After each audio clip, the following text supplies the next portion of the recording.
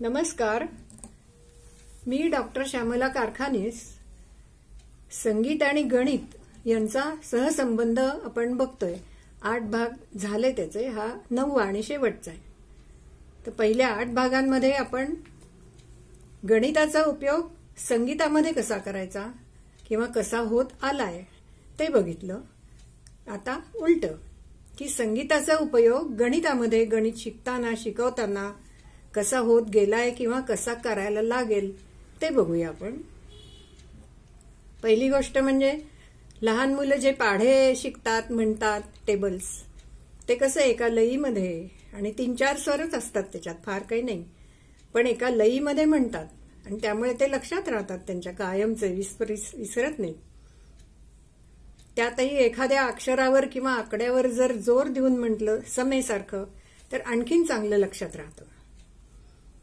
दुसरी गोष्ट म्हणजे गणितातली जी सूत्र, व्याख्या वगैरे आहेत त्याला चाली लावल्या, तालात बसवलं तर ते जास्त चांगलं लक्षात राहतं. आता उदाहरण बघा, तो एक फॉर्म्युला आहे ना, a² - b² = a + b × a - b. तर त्याला आपण असं म्हणू शकतो, a² - b² is a + b × a - b. हे कल्याण रागामध्ये त्रितालात बसवलंय मी. तर असे तुम्ही सुद्धा सगळे फॉर्म्युले वेगवेगळ्या रागांमध्ये वेगवेगळ्या तालामध्ये हे बसवू शकता. म्हणजे लक्षात ठेवायला हे खूप सोपं जातं आणि मग म्हणायला मजा वाटते.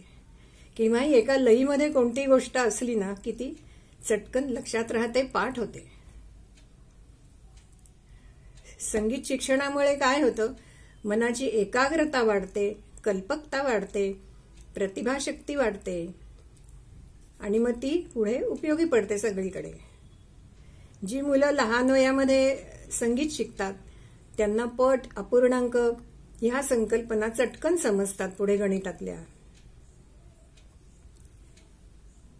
आणि प्रतिमाबोधन, तर्कबुद्धी याची वाढ संगीत शिकताना होते. प्रतिमाबोधन म्हणजे मागे सांगितलं होतं मी एकदा की एखाद्या गोष्टीच्या वर्णनावरून त्याची प्रतिमा डोळ्यापुढे आणणं, आकृती डोळ्यापुढे आणणं. मग असं भूपचे स्वर म्हणले की भूपची आकृती डोळ्यापुढे येते, हे प्रतिमाबोधन. तर ह्याचाही उपयोग भूमितीतले प्रमेय सोडवताना होतो. तर्कबुद्धी पण वेगवेगळे आलापी करताना, बढत करताना, ताना घेताना हे तर्कबुद्धीनी हे आकृतीबंध वेगवेगळे केले जातात संगीतामध्ये. त्याचाही उपयोग गणितामध्ये होतो. म्हणजे अशी तर्कबुद्धी वाढीला लागते. अशा अनेक गोष्टी आहेत की ज्या संगीतामुळे गणितामध्ये उपयोगी पडतात. संगीतामुळे, संगीत शिकल्यामुळे, म्हटल्यामुळे, ऐकल्यामुळे आपल्या मेंदूचे जे 2 अर्धगोले आहेत, उजवा आणि डावा, त्यांच्यातला समन्वय चांगला राहतो. उजवा जो आहे गोलार्ध तो कलांचा आहे आणि डावा आहे तो गणित, विज्ञान, भाषा यांचा आहे. मग हा समन्वय चांगला साधला गेल्यामुळे मेंदूची क्षमता खूप वाढते आणि म्हणून इतर विषयातही या मुलांची प्रगती होते. जी मुलं संगीत शिकतात लहानपणापासून त्यांची इतर विषयातही प्रगती चांगली झालेली दिसते. असं म्हणजे प्रयोगांती सिद्ध झालेलं आहे. तर अशा रीतीने ही दोन्ही शास्त्र ही कशी आहेत, स्थूलाकडून सूक्ष्माकडे जाणारी आणि ज्ञाताकडून अज्ञाताकडे जाणारी आहेत. मग त्यांनी आणि एकमेकांना मुख्य म्हणजे पूरक आहेत.